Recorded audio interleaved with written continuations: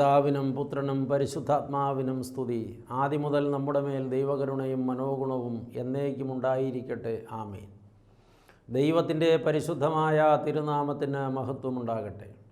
ക്രിസ്തുയേശുവിൽ ഏറ്റവും സ്നേഹമുള്ളവരെ, ഒരു പ്രാവശ്യം കൂടെ നമ്മുടെ പൊന്നു തമ്പുരാൻ്റെ പാദപീഠത്തിൽ അവിടുത്തെ കൃപയുടെ ചിറകിൻ്റെ തണലിൽ ഒരുമിച്ച് ചേർന്ന് ഇരുന്ന മാധുര്യമേറിയ തിരുവചനങ്ങളെ ഹൃദയത്തിൽ ഏറ്റുവാങ്ങുവാൻ നമുക്ക് ഭാഗ്യവും അവസരവും ഒരുക്കി തന്ന നല്ലവനായ കർത്താവിനെ നമുക്ക് സ്തോത്രം ചെയ്യാം. ഈ ദിവസങ്ങളിൽ നാം ധ്യാനിച്ചു കൊണ്ടിരിക്കുന്നത് യേശു വിളിക്കുന്നു എന്ന മനോഹരമായ ചിന്താവിഷയമാണല്ലോ. എന്തിനു വേണ്ടി യേശു വിളിക്കുന്നു, ആരെ യേശു വിളിക്കുന്നു എന്ന ചോദ്യത്തിന് എണ്ണി നാം ഉത്തരം അനുഭവിച്ചു കൊണ്ടിരിക്കുകയാണ്. പാപിയെ വിളിക്കുന്നു മാനസാന്തരത്തിനായിട്ട്, അധ്വാനിച്ച് തളർന്നവരെ വിളിക്കുന്നു ആശ്വാസത്തിനായിട്ട്, അതെ, സകലരെയും വിളിക്കുന്നു നിത്യജീവൻ തരുവാൻ വേണ്ടി. ഇന്ന് വീണ്ടും യേശു വിളിക്കുന്നു മറ്റൊരു സംഗതി നമുക്ക് സ്വന്തമായി തരുവാൻ വേണ്ടി. ഇന്ന് കർത്താവ് നമ്മെ വിളിക്കുന്നത് നമുക്ക് സമാധാനം തരുവാൻ വേണ്ടിയാണ്. അപ്പോസ്തലനായ വിശുദ്ധ പൗലോസ് കൊലോസ്യർക്ക് എഴുതിയ ലേഖനം 3-ാം അധ്യായത്തിൻ്റെ 15-ാമത്തെ തിരുവചനം ഇങ്ങനെ പറയുകയാണ്: ക്രിസ്തുവിൻ്റെ സമാധാനം നിങ്ങളുടെ ഹൃദയങ്ങളിൽ വാഴട്ടെ. അതിനല്ലോ നിങ്ങൾ ഏക ശരീരമായി വിളിക്കപ്പെട്ടുമിരിക്കുന്നത്. നന്ദിയുള്ളവരായും ഇരിപ്പിൻ. ക്രിസ്തുവിൻ്റെ സമാധാനം നിങ്ങളുടെ ഹൃദയങ്ങളിൽ വാഴട്ടെ, അതിനായിട്ടല്ലോ നിങ്ങൾ വിളിക്കപ്പെട്ടുമിരിക്കുന്നു. അപ്പോൾ നമ്മെ വിളിക്കുന്നത് ക്രിസ്തുവിൻ്റെ സമാധാനം നമ്മുടെ ഉള്ളത്തിൽ നിറയ്ക്കുവാനാണ്. ഈ സമാധാനം എന്നൊക്കെ പറയുന്നതിന് ഒരുപാട് തലങ്ങളും മേഖലകളുമുണ്ട് പ്രിയപ്പെട്ടവരെ. ഇവിടെ ക്രിസ്തുവിൻ്റെ സമാധാനമെന്ന് പ്രത്യേകാലൊരു വാക്ക് പ്രയോഗിച്ചത് നിങ്ങൾ കേൾക്കുക. ഈ ലോകം തരുന്ന സമാധാനം, അങ്ങനെയൊരു സമാധാനമുണ്ട്. എന്നാൽ അത് നൈമിഷികമായ സമാധാനമാണ്, തികച്ചും താൽക്കാലികമായ സമാധാനമാണ്, സാഹചര്യങ്ങൾക്കനുസരിച്ച് മാറി മറയുന്ന സമാധാനമാണ്. മാതാപിതാക്കൾ ഒരുപാട് സ്നേഹിച്ചും ലാളിച്ചും മക്കളെ വളർത്തുന്നു. ആ മക്കൾക്ക് വേണ്ടി അവരവരുടെ ജീവിതം ഹോമിച്ചു. അങ്ങനെ വളർത്തപ്പെട്ട ചില മക്കളെക്കുറിച്ച് അവരുടെ കൗമാരപ്രായത്തിലോ യൗവനപ്രായത്തിലോ അവരെത്തുമ്പോൾ അവരുടെ പ്രവൃത്തി ദോഷം കണ്ടിട്ട് ഇങ്ങനെ മക്കൾക്ക് വേണ്ടി ജീവിതം ഹോമിച്ച് വളർത്തിയ ചില മാതാപിതാക്കളെങ്കിലും സങ്കടപ്പെട്ടിട്ടുണ്ട്. എൻ്റെ മകനെക്കുറിച്ച് ഓർക്കുമ്പോൾ എനിക്ക് സമാധാനമില്ല, എൻ്റെ മകളെക്കുറിച്ച് ഓർക്കുമ്പോൾ എനിക്ക് സമാധാനമില്ല, എൻ്റെ മക്കൾ എനിക്ക് സമാധാനം തരുന്നില്ല. അപ്പോൾ മക്കൾ തരുന്ന സമാധാനം എന്നൊരു സമാധാനമുണ്ട്. അത് താൽക്കാലികമാണ്, ശാശ്വതമല്ല. അത് മാറി മറിയുന്നതാണ്, നിലനിൽക്കുന്നതല്ല. സാഹചര്യങ്ങൾക്കനുസരിച്ച് അതിൻ്റെ നിലപാട് മാറും.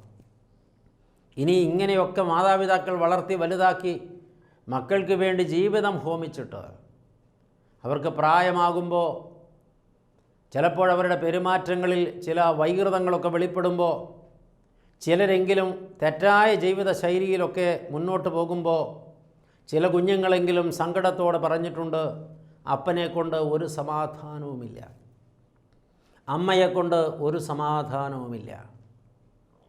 ഇങ്ങനെ കുഴപ്പമുണ്ടാക്കുന്ന ചില മാതാപിതാക്കളുമുണ്ട് പ്രിയപ്പെട്ടവരെ. സ്വാർത്ഥതയും സ്വന്തം സുഖവും മാത്രം ജീവിതത്തിൻ്റെ ലക്ഷ്യമായി കണ്ട് മക്കളെക്കുറിച്ച് കരുതാതെ കിട്ടുന്നതെല്ലാം കുടിച്ചും വലിച്ചും നശിപ്പിച്ച് കുടുംബത്തെക്കുറിച്ച് കരുതാതെ തൻ്റെ സുഖലോലുപതയിൽ മാത്രം മുഴുകി ജീവിക്കുന്ന ചില അപ്പന്മാരുണ്ട്. അവരെക്കുറിച്ച് മക്കൾ സങ്കടത്തോടെ പറയും, ഈ അപ്പൻ കാരണം ഒരു സമാധാനവുമില്ല. മദ്യപിച്ച് ലക്കുകെട്ട് അല്പവസ്ത്രധാരിയായി തെരുവിൽ നിന്ന് അട്ടഹസിച്ച് നാട്ടുകാരെ വെല്ലുവിളിക്കുകയും ചിലരുടെ കയ്യിൽ നിന്ന് അടി വാങ്ങുകയും തെരുവിലെ കാനയിൽ വീണുകിടന്ന് നിലവിളിക്കുകയും ചെയ്യുന്ന സ്വന്തം അപ്പനെ തെരുവിൽ കാണേണ്ടി വരുന്ന മക്കൾക്ക് ഉള്ളുവേവും. അവർ പറയും, അപ്പനെ കൊണ്ട് ഒരു സമാധാനവുമില്ല. അപ്പോൾ അപ്പൻ തരുന്ന സമാധാനം താൽക്കാലികമാണ്, സാഹചര്യങ്ങൾക്കനുസരിച്ച് മാറി മറയുന്നതാണ്. ചില വീട്ടിലെങ്കിലും അമ്മമാർ മക്കൾക്ക് ഒരു സമാധാനവും കൊടുക്കുന്നില്ല. മക്കളെ സംബന്ധിച്ച് മാതാപിതാക്കൾ അമിതമായി അവരുടെ കാര്യത്തിൽ ഇടപെടുകയാണ്.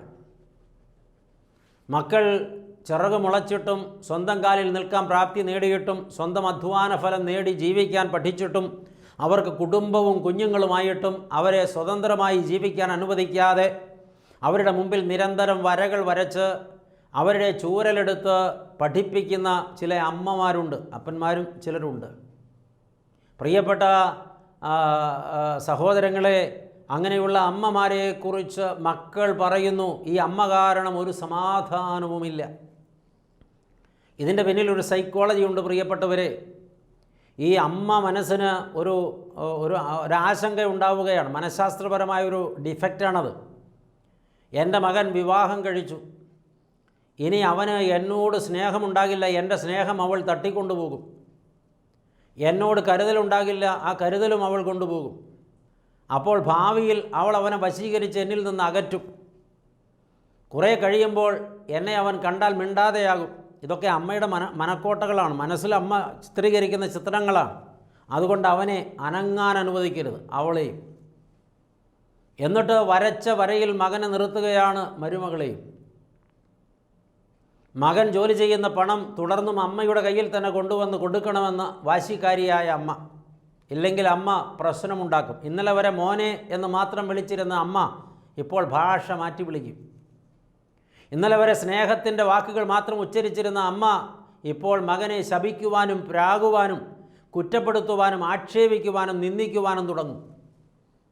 ഒപ്പം ഈ ചില അമ്മമാർ കുറേ കൂടെ കാഠിന്യമുള്ളവരാണ്. മരുമകൾ ജോലി ചെയ്ത് കിട്ടുന്ന ശമ്പളവും തൻ്റെ കയ്യിൽ തന്നെ കൊണ്ടുത്തരണം, ഞാൻ ഭരിക്കും വീട്.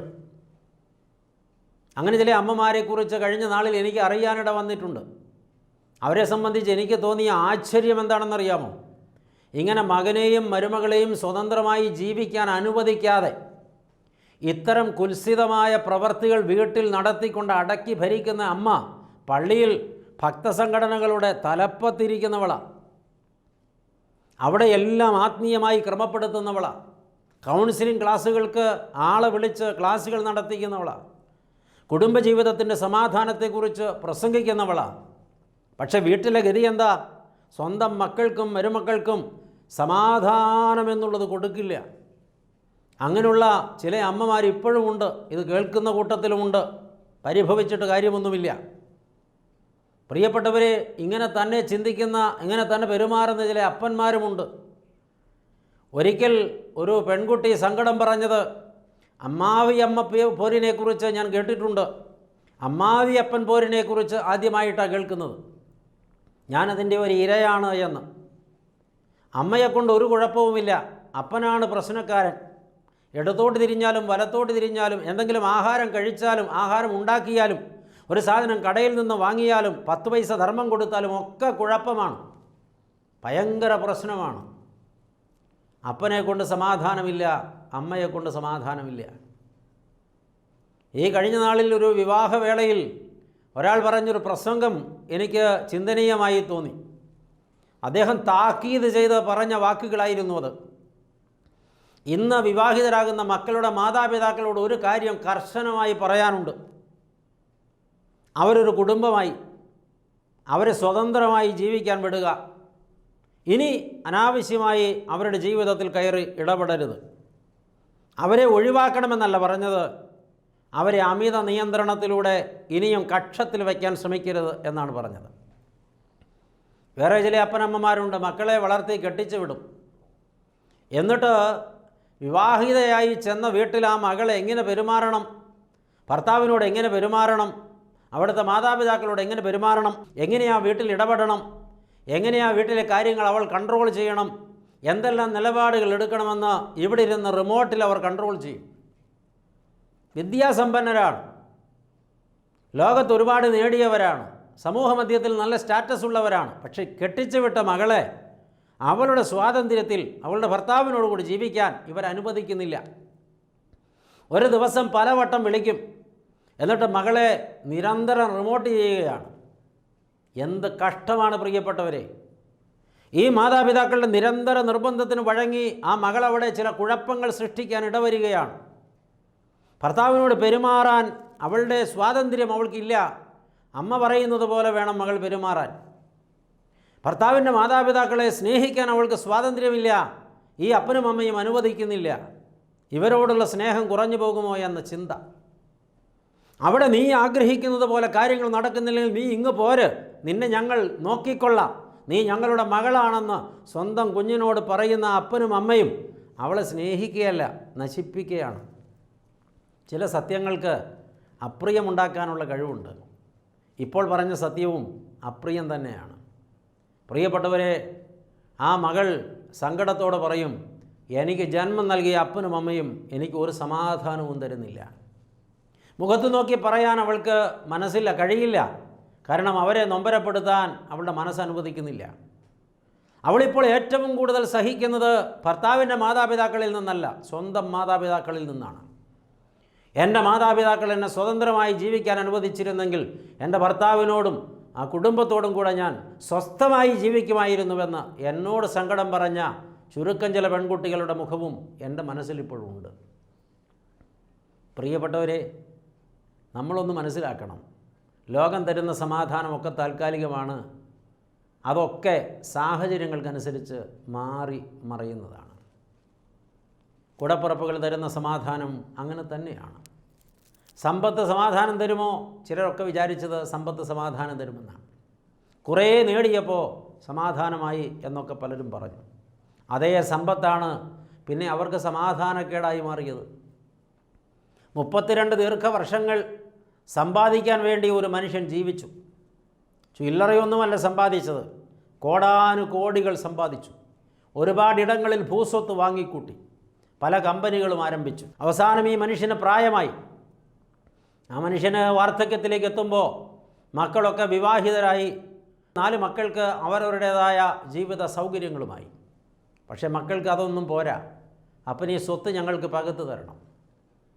അപ്പൻ ആ സ്വത്ത് പകുത്ത് കൊടുക്കാൻ ഇരുന്നതാണ്. അന്ന് വരെ അപ്പ എന്ന് വിളിച്ചിരുന്ന മക്കൾ അന്ന് ആ മനുഷ്യനെ വിളിച്ച പേര് വേറെയാണ്. എല്ലാവരുടെയും മുഖം കറുത്തു, എല്ലാവരുടെയും നിലപാടുകൾ മാറി. എല്ലാവരും അപ്പനെ ശത്രുവായി കണ്ടു. അവർ തമ്മിൽ ശത്രുതയായി, അപ്പനുമായി ശത്രുതയായി.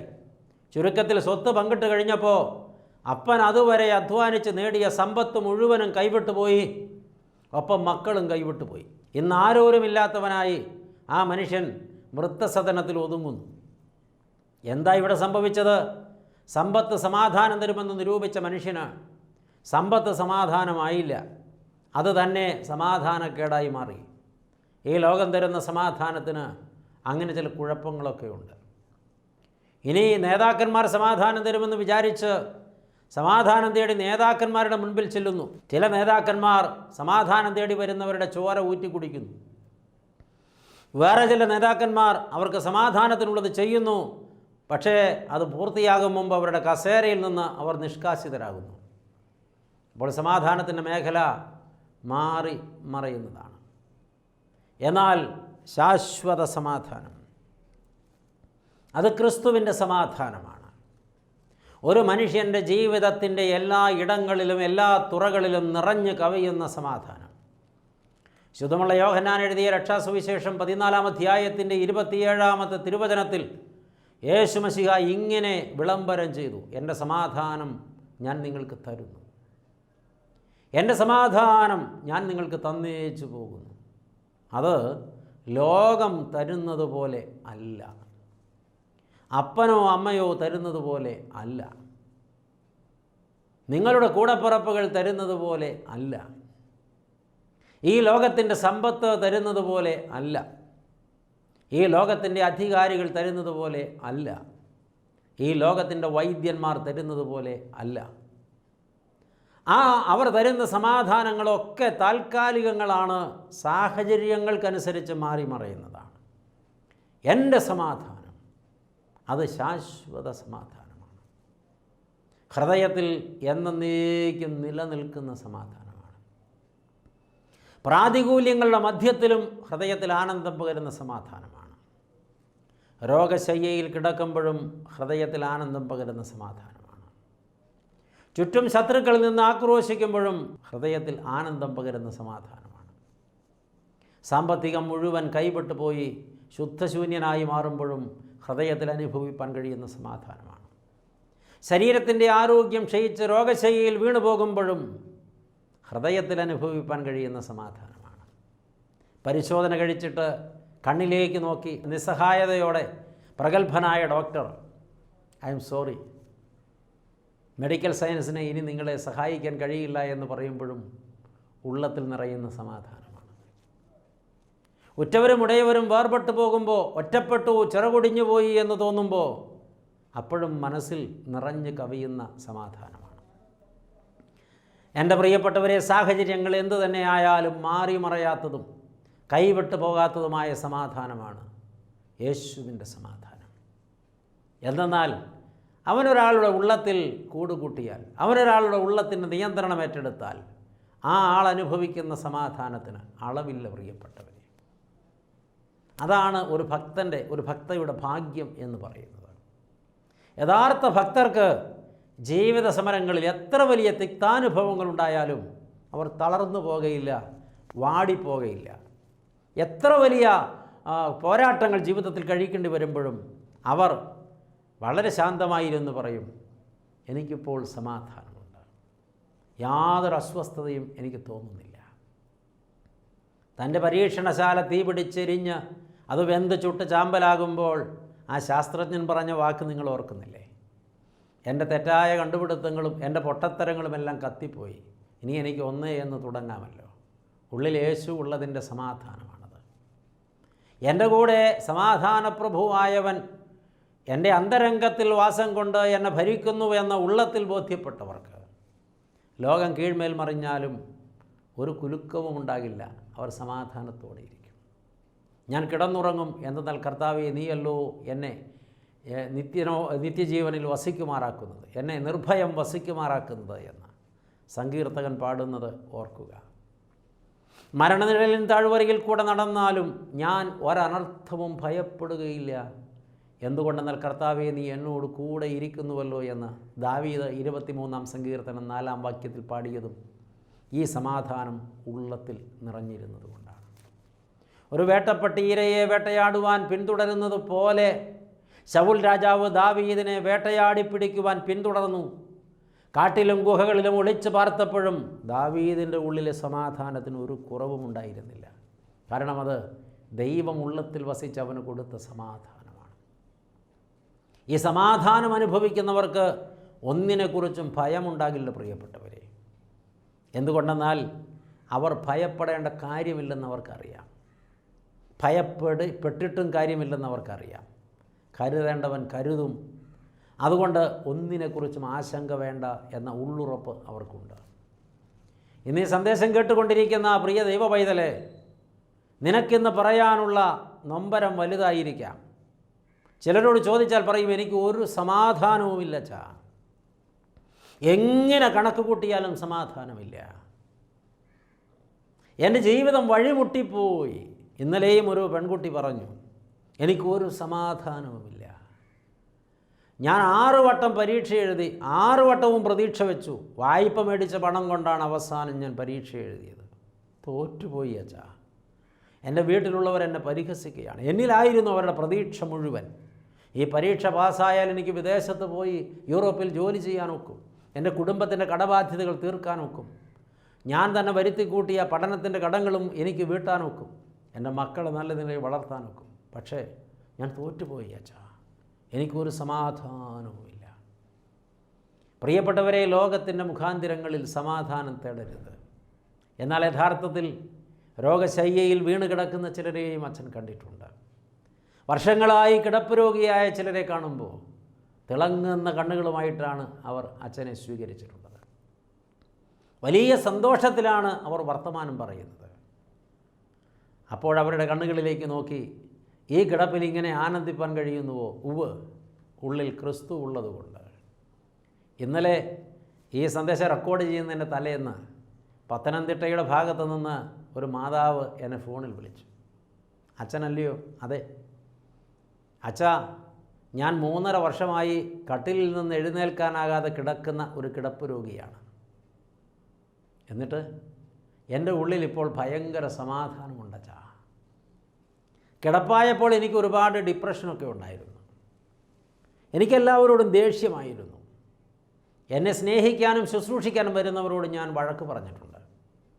ചിലപ്പോഴെങ്കിലും കേൾക്കാൻ കൊള്ളാത്ത വാക്കുകൾ ഞാൻ പറഞ്ഞിട്ടുണ്ട്. പക്ഷേ ഇങ്ങനെ ഞാനിവിടെ കിടക്കുമ്പോൾ എനിക്ക് നേരം പോയി കിട്ടാൻ വേണ്ടി എന്നെ സ്നേഹിക്കുന്ന എൻ്റെ മക്കൾ എൻ്റെ മുമ്പിലൊരു ടെലിവിഷൻ ക്രമീകരിച്ചു തന്നു. അതിനകത്ത് ഞാൻ പലതും കണ്ടു. അപ്പോഴാണ് മക്കൾ പറഞ്ഞത്, അമ്മേ, യൂട്യൂബിൽ അമ്മയ്ക്ക് ഇഷ്ടമുള്ളത് സെർച്ച് ചെയ്ത് കാണാം. അമ്മ ആത്മീയമായി ഒരുപാട് സന്തോഷം അനുഭവിച്ചിരുന്ന ഒരാളല്ലേ, ഒരുപാട് പ്രസംഗങ്ങളുണ്ട് യൂട്യൂബിൽ. അങ്ങനെ എൻ്റെ മക്കളുടെ സഹായത്തോടെയാണ് ഞാൻ യൂട്യൂബിൽ അച്ഛൻ്റെ പ്രസംഗം ആദ്യം കേട്ടത്. ആ വചനങ്ങളിലൂടെ എൻ്റെ ഉള്ളിൽ കയറിക്കൂടിയ യേശുവിൻ്റെ സ്നേഹം എന്നെ പൊതിഞ്ഞു. ഈ കിടപ്പിൽ കിടന്ന് സ്വർഗീയ സമാധാനം എൻ്റെ ഉള്ളത്തിൽ വന്ന് നിറഞ്ഞു. ഈ സമാധാനം എൻ്റെ ഉള്ളത്തിൽ അങ്ങ് നിറഞ്ഞത് മുതൽ ഈ കഴിഞ്ഞ കുറേ നാളുകളായി എനിക്ക് യാതൊരു പരാതിയുമില്ല. എൻ്റെ മുഖത്തെ ഭാവമൊക്കെ മാറി. ഇപ്പോൾ ഞാൻ വളരെ പ്ലസൻ്റാണ്. എൻ്റെ അരികിൽ വരുന്നത് മക്കൾക്ക് വലിയ ആശ്വാസവും വലിയ സന്തോഷവുമാണ്. ഞാനിപ്പോൾ എൻ്റെ മക്കളോട് സംസാരിക്കുമ്പോൾ ഉപയോഗിക്കുന്ന എല്ലാം ദൈവവചനങ്ങളാണ്.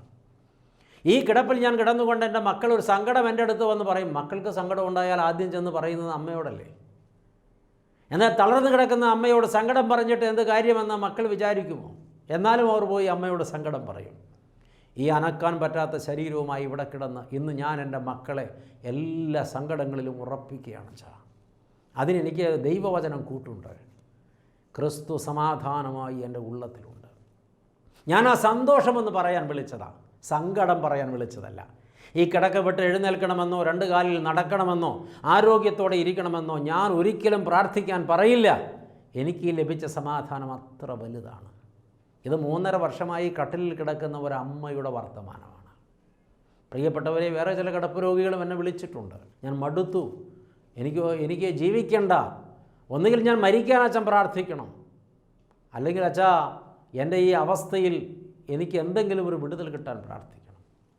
പൊരുത്തപ്പെടാൻ പറ്റുന്നില്ല, സമാധാനമില്ല. ഉള്ളിൽ ക്രിസ്തു വന്നാൽ ഒരാൾ അനുഭവിക്കുന്ന സമാധാനം അത് വർണ്ണനാതീതമായ സമാധാനമാണ്. ആ സമാധാനം തരുവാനാണ് യേശു വിളിക്കുന്നത്. സ്നേഹത്തോടെ വിളിക്കുകയാണ്. കുഞ്ഞെ, നീ ഇന്ന് വലിയ സംഘർഷത്തിൻ്റെ മധ്യത്തിലോ, നീ ഇന്ന് വലിയ അസമാധാനത്തിൻ്റെ മധ്യത്തിലോ, നിൻ്റെ പ്രശ്നം എന്ത് ഭയാനകവുമാകട്ടെ, എന്നെ നീ ഉള്ളിലാക്കാമോ? ഞാൻ നിൻ്റെ സമാധാനത്തിൻ്റെ പ്രഭുവാണ്. എൻ്റെ സമാധാനം നിൻ്റെ ഉള്ളിൽ നിറഞ്ഞാൽ പിന്നെ ഈ ലോകത്തിൻ്റെ ഒരു പോരാട്ടങ്ങളും നിന്നെ തളർത്തിക്കളയുകയില്ല. നീ സമാധാനമായി കിടന്നുറങ്ങും. എന്തുകൊണ്ടെന്നാൽ ഞാൻ നിന്നെ നിർഭയം വസിക്കുമാറാക്കും. അമ്മയുടെ മാറിൽ ഉറങ്ങുന്ന കുഞ്ഞിനെ പോലെ നിനക്ക് സ്വസ്ഥമായി ഉറങ്ങാം. കാരണം ഞാനാണ് നിൻ്റെ സമാധാനം. ദൈവമക്കളെ, ഈ സമാധാനത്തിന് വേണ്ടി വിളിക്കുന്നവനെ ഉള്ളിലാക്കാം. ദൈവം അനുഗ്രഹിക്കട്ടെ. പ്രാർത്ഥിക്കാം. സ്നേഹവാനായ ദൈവമേ, സ്വർഗീയ പിതാവേ, ഭാഗ്യകരമായ ഈ നല്ല സമയത്തിനായി നന്ദിയോടെ സ്തോത്രം. അവിടുന്ന് ഞങ്ങളോട് വ്യക്തമായി പറഞ്ഞു, യേശു വിളിക്കുന്നു. എന്തിനെന്നാൽ നിൻ്റെ ഹൃദയത്തിൽ സമാധാനം നിറയ്ക്കാൻ. കർത്താവേ, ഇന്ന് ഞങ്ങൾ വലിയ ആഗ്രഹത്തോടെ പ്രതീക്ഷയോടെ തേടുന്ന ഒന്നാണ് ഈ സമാധാനം. ലോകത്തിൻ്റെ സകല മുഖാന്തിരങ്ങളിലും സമാധാനം തേടി, പക്ഷേ കിട്ടിയില്ല. കിട്ടിയെങ്കിലും നിലനിന്നില്ല. കർത്താവ് തരുന്ന സമാധാനം, മാറ്റം വരാത്ത സമാധാനം, നിത്യമായ സമാധാനം, പ്രാതികൂല്യത്തിൻ്റെ മധ്യത്തിലും അനുഭവിപ്പാൻ കഴിയുന്ന സമാധാനം, രോഗശയ്യയിലും അനുഭവിപ്പാൻ കഴിയുന്ന സമാധാനം. ആ സമാധാനം കൊണ്ട് ഞങ്ങൾ നിറയ്ക്കണമേ. ഇന്ന് ആ വലിയ സമാധാനം അനുഭവിച്ച് ഇനിയുള്ള കാലം അതിൽ നിറയുവാൻ, അതിൽ തന്നെ ആനന്ദം കൊള്ളുവാൻ ഞങ്ങളെ സഹായിക്കണമേ. കൃപ ഞങ്ങളോട് കൂടെ ഇരിക്കണം. നല്ല ദൈവമേ, പ്രാർത്ഥന കേട്ടതുകൊണ്ട് സ്തോത്രം. ഞങ്ങൾ നിനക്കും ഏകജാതനും പരിശുദ്ധാത്മാവിനും സ്തുതിയും സ്തോത്രവും സമർപ്പിക്കുന്നു, ഇപ്പോഴും എപ്പോഴും എന്നേക്കും തന്നെ. ആമേൻ.